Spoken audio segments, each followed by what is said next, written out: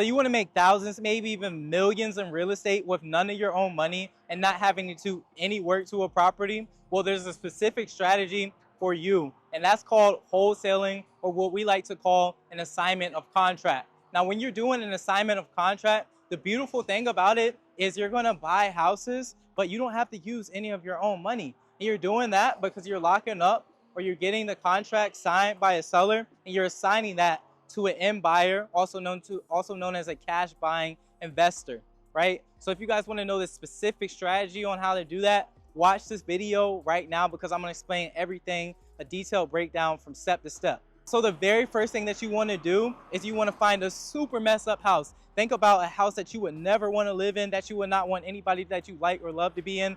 That's the exact house that you want to find. So if you guys look at this house right here, this is a perfect candidate, because not only do we have overgrown grass, that's one, we have boarded up windows, that's two, and then three is we have a sign on the door that says no trespassing. Now, this is not even a safe house to live in, right? So this wouldn't work for a traditional home buyer, but this works perfect for you as a new real estate investor when you're doing an assignment of contract. Because what's going to happen is when you assign this contract to a cash buying investor, they're going to turn this ugly trash house into a gem when they do a flip or whatever their exit strategy is. So when we're trying to find the ugly houses, some of the main things that we're looking for is one, overgrown grass. Two, we're looking for trash cans, that are super full or that are not on the street during pickup day.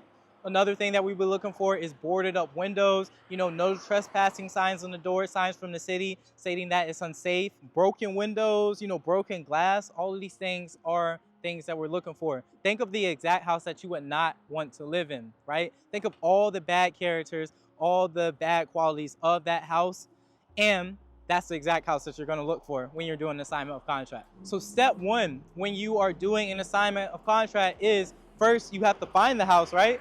So that's step one. Now that you've identified the house, we move on to the next step is we got to get this house under contract. But to get the house under contract, we first got to reach out to the home seller. So the great thing is assignment, you don't even necessarily need to be in that particular city like I am right now. You could be virtual, doing it from different states, because there's different software and different platforms available for you to be able to do this method of real estate investing from even your couch. Being that we are here in person and this is the easiest and cheapest way to do it, what you're going to do is you're going to find a way to get the owner's information. Is we get the house, we get the address and such, and then we'll skip trace that. So we'll put it through software to be able to find out what the owner's best cell phone number is and what their best email is to be able to contact them. So if you're not able to get the seller's contact information, you're not able to get their phone number, their email, none of that, you've got to find a solution, right? So we got to go out to the property and make it happen. So one method that we'll use when we're going out to the property to get connected to the seller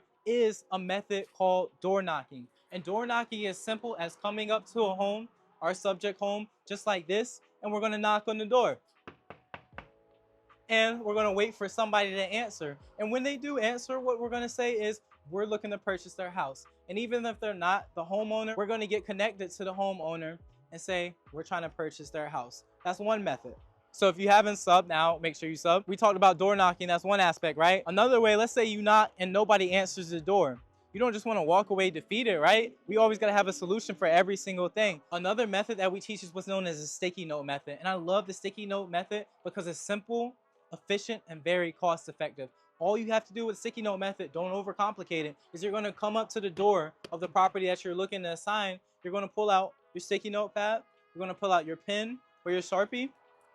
You're going to write, hey, my name is blank, blank, blank, and I have a question about your neighbor. Call me at blank, blank, blank. And that callback number should be the number you want them to reach you at. Now, with that, now you've written that note, you put it on the door right there, and you wait for them to call you back. So we've talked about what happens when you identify the house that you want to assign, and then how to reach out to the home seller. Now you've reached out to a home seller, you've built a relationship with them, you start a conversation with them. They're aware that you intend on using their property for a real estate investment. The next step is you have to get a contract signed. Because think, we are assigning a contract. To assign a contract, the very first thing that you need is a contract. Well, you may think, hey, Chris, I don't have a contract. I don't have a real estate contract. Well, that's perfect. wait around to the end of this video and I will give you my exact real estate contract that I use for assignments. Now that you have the contract, of course you have to get the seller to sign it. And when they sign it, perfect. Now you have the rights to the property.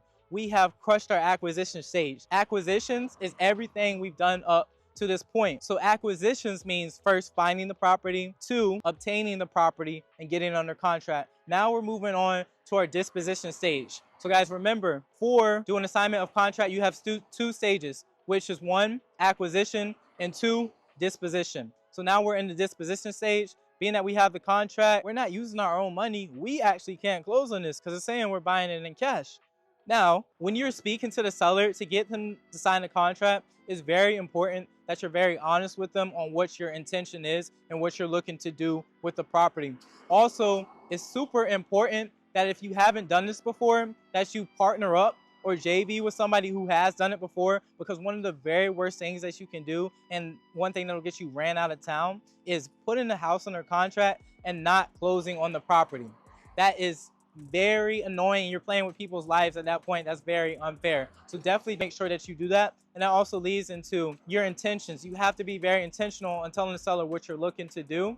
So what I always do is I tell the seller that I have multiple exit strategies in which I can help them. I'm a bit different than the newbie, assigner or wholesaler, because they only have one option. I have multiple different options. If I was a brand new wholesaler or a brand new assigner of contract, what I would do is I would be very upfront with the seller and let them know that you have an extensive list of cash buyers who are looking to purchase their exact property. And although you won't be purchasing it, what you're going to do is you're going to have your partners who are the cash buying investors. They're going to come in and purchase the property, right?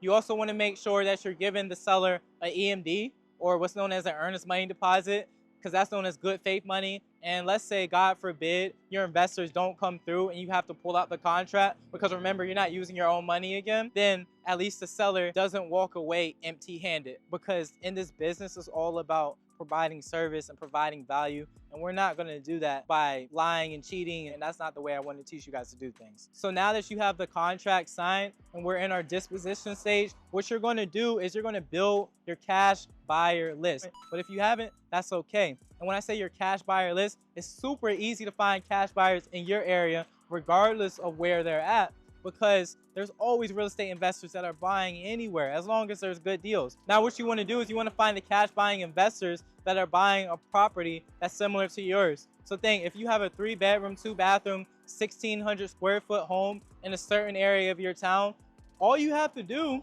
if you don't want to JV with somebody, let's say you want to do all this all on your own, you just have to go to Facebook and find a local real estate investment group and see what investors are purchasing in that area. Now, another thing you can do, and what's smarter and more time effective, is partnering up with a real estate agent in your market, because they have access to things like the MLS, and they can see through data what investors have purchased properties that are similar to your property that you're trying to assign. So that saves you a lot of time, and also real estate agents are typically more knowledgeable on the market and such, that can help you out when we're talking about our pricing and all that.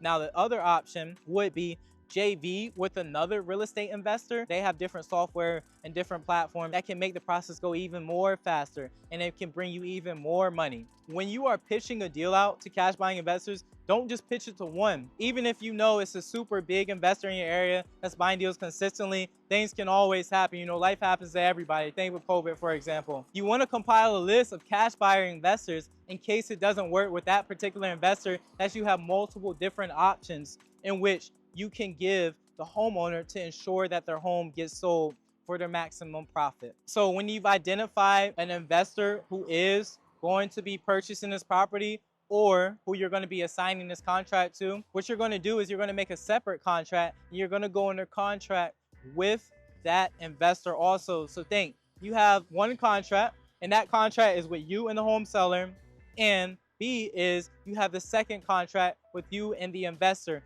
Now, the question is, where do I make money from this? Because all I have is contract signed at this point. I'll give you the answer. Where you make money, let's just throw out quick numbers, right? Let's say you are under contract with the home seller for $100,000, and the cash buying investor is buying this exact property. He will purchase this property for $200,000. What you'll do is, because you have it signed for 100,000 and the investor wants 200,000, you'll meet, right? You'll tell them, hey, I have a property for sale for 200,000 because you already know the investor wants to pay 200,000. Now it doesn't matter what you have it at. You can have it at 100,000. You can have it at 199. Whatever it is, where you make money in assignment is you make money in the difference. So the bigger difference you have with your first contract and the second contract will be the more money that you make.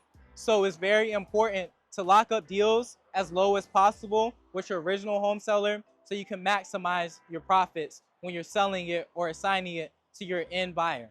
So now that you've had this contract signed with the end buyer, what you're going to do now is nothing. Your job is done as the assigner. For the most part, you still want to oversee the transaction, just make sure everything goes smooth and such. What I would recommend, here's a tip also, is have the cash buyer or give the title company a EMD or earnest money deposit and funnel them to a title company that you know and that you trust. A lot of investors will want to use a particular title company, but you're the one bringing them deals, so they should use your title company. So when we're in the stage of just waiting for it to close, of course, just oversee it and such, then you just wait for it to close. Ideally, because it's a cash contract, should close in 2 weeks, maybe even less, at maximum, 30 days. God forbid any judges, liens, anything like that are on the property. Of course, to inspect the cash buyer, they have a short due diligence period. And what I would recommend also is making sure they give a non-refundable earnest money deposit just in case, God forbid something happens. So you wait for it to close. When it closes, now you get paid. You collect the check, and remember, you're getting paid the difference. So when it closes, you get paid. You collect the check. And remember, I've explained everything from this deal. Not once did you have to bring your own money. Not once did you have to do your own rehab, renovations, reach out to contractors, do a moisture inspection, home inspection. None of that. This is the easiest and cheapest way to get paid as a real estate investor. And this is how you can maximize your profits from thousands to scaling it up to maybe even millions and even beyond that. So do y'all want to see me use this exact method of real estate investing and assignment to help out an elderly home seller who is in a crazy messed up situation, but I was able to find her a solution and also profit very well as a real estate investor and all parties won? So click the next video and you'll see the full story behind everything, the behind the scenes, full breakdown and everything.